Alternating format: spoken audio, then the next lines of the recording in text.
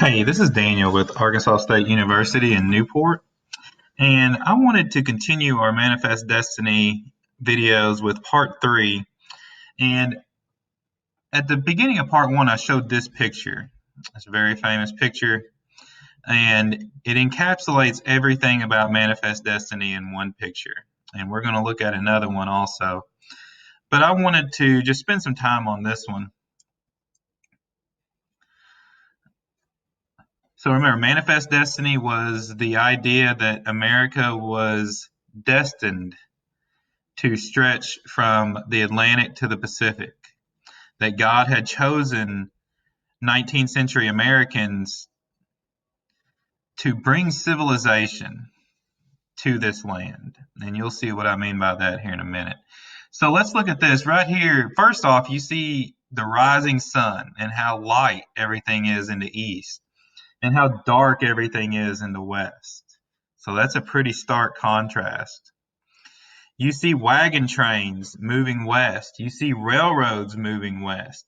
You see technology and industrialization with bridges and steam-powered ships and cities. You see the Pony Express rider moving west. You see farmers and settlers moving west. You see the stagecoach. Here's some more farmers and settlers. You see the homestead here. And you see miners moving west. Also, you see this woman right here represents Lady Liberty. This is the embodiment of America. This woman represents America, kind of like the Statue of Liberty represents America today. And you see her. This is not electricity. This is telegraph lines she's laying down. And notice in her right hand she has a school book, which means she's bringing education. So this was the notion that 19th century Americans viewed kind of their civilization as moving west and bringing all this great stuff. And notice who is at the expense of this. You see animals.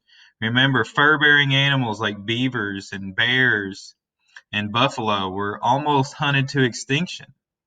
You see Native Americans right here being pushed continuously west. You see the buffalo.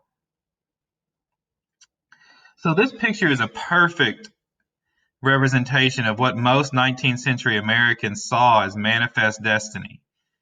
Now we look back and we study about the horrific things that were inflicted upon Native Americans and the natural wonders of the West.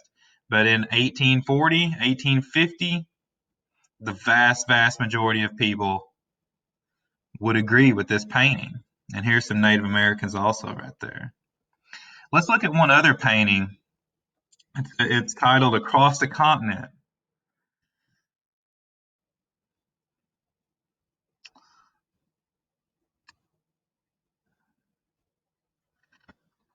And it kind of encapsulates the same concept. You see the train moving west. Notice how bright it is here in the east and how dark it is. You see the road and the homestead. You see farmers and civilization ready to just chomping at the bit, as they said back in the day, to move west.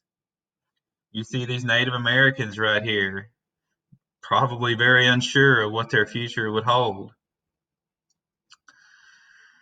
And just all the natural beauty. In part 2 of our video, we looked at some of those pictures that would have just awed 19th century Americans. Nowadays, there's painting galleries where you go and you look at paintings. Well, in the 19th century, there was picture galleries where you would go and look at pictures because people were just fascinated that for the first time they can actually see what something looks like instead of being represented in a painting. So people would look at those pictures, they would look at these paintings, and it would inspire them. And keep in mind the whole notion of the promise of prosperity. So this picture right here perfectly encapsulates everything that is possible in the West. All you have to do is just go there. So remember manifest destiny. And it is the way that 19th century Americans justified moving west and pretty much doing everything that they did, as it was God's will, as they said in the Crusades.